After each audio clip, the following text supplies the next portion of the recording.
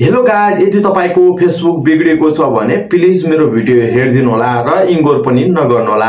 यदि तपाईको भिडियोमा भ्युजहरु फलोअर लाइक आउँदैन भने तपाईको फेसबुकमा केही त केही बिग्रेको छ र मेरो पनि भएको थियो र मैले पनि रिक्वेस्ट गर्दा अहिले मेरो भिडियोमा यस्ता भ्युजहरु आउँछन्। तपाईले आफ्नो फेसबुक ओपन गर्नु होला र ओपन गरिसकेपछि अनि तपाईको प्रोफाइल चाहिँ तपाईको यो हालो यो वालामा गइसकेपछि अनि तपाईले अन्त काहीँ नजानु, यता जानु होला। यता गइसकेपछि यदि तपाईको यता रातो र पेरो कतै आएको छ भने सिधै यहाँ जानु होला। यहाँ आइसकेपछि अनि सिधै ब्याक जानु होला। ब्याक गइसकेपछि अनि मोबाइललाई यसरी हल्ल्याउनु होला के।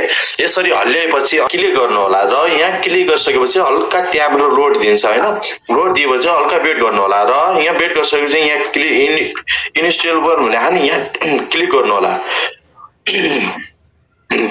यहाँ क्लिक गरिसकेपछि अनि तपाईको फेसबुकको फोटो र अनि माथि चाहिँ तपाईले यहाँ लेख्नु पर्छ र मैले अगाडि नै लेखेर कपी गरिसकेको छु र म यहाँ हाल्ने छु अनि तपाईलाई पनि सुनाउने छु है।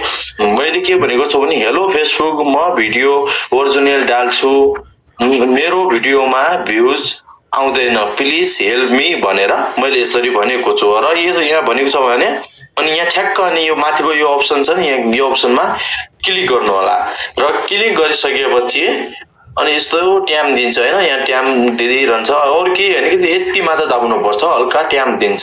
ट्याम दिइसकेपछि अब उले अब तपाईको मेसेज चाहिँ वहाँ पुगिसक्यो र पुगिसकेपछि अनि तपाईको मेसेज केही घण्टा पछि उले रिप्लाई दिन्छ र यसरी नै भिडियोलाई भाइरल गराउनु होला।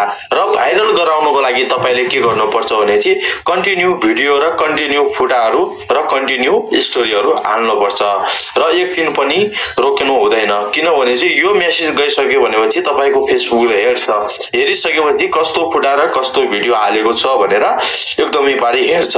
र धन्यवाद। यस्तो भिडियो हेर्नको लागि अर्जुन आर्यालाई फलो गर्नु होला है।